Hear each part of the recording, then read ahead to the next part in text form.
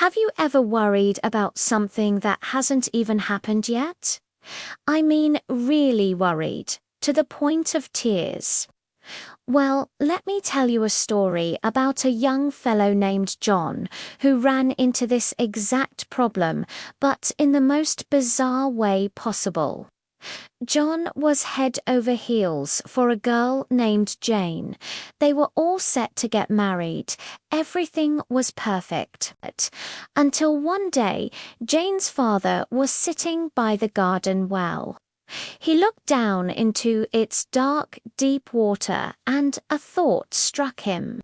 What if Jane has a child, he thought, and that child plays near this well, falls in and dies? This imaginary tragedy felt so real that he just sat there and started to cry. Soon, his wife came out to see what was wrong. He told her his fear, and she immediately gasped, "Oh my goodness, I never thought of that." And just like that, she sat down and started crying with him. A little while later, Jane came looking for her parents.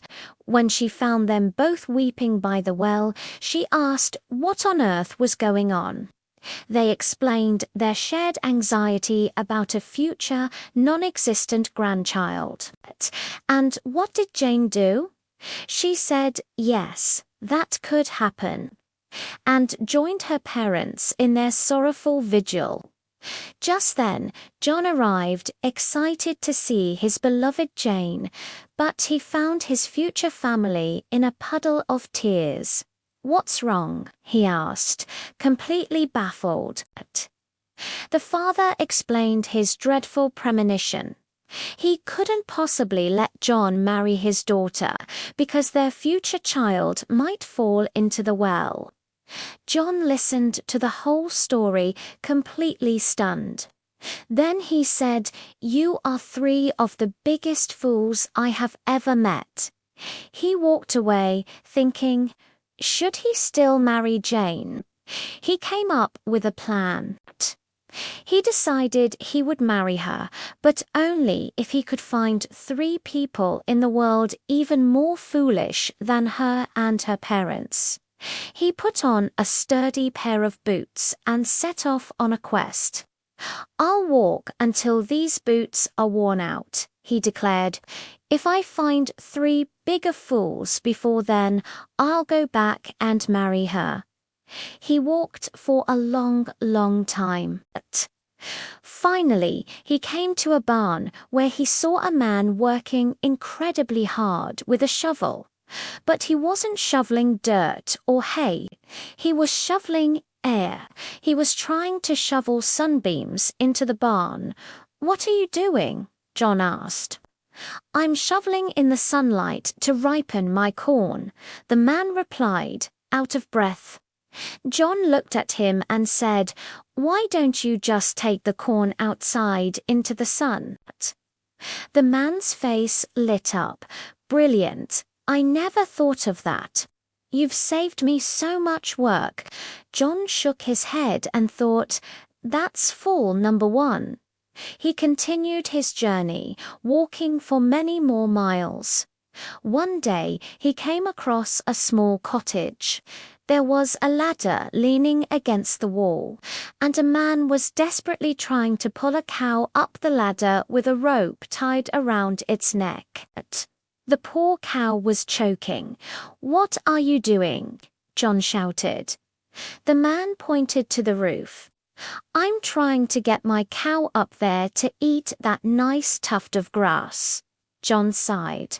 "Why don't you just climb up, cut the grass, and throw it down for the cow?" The man stopped pulling. "Well, I never thought of that. Thank you.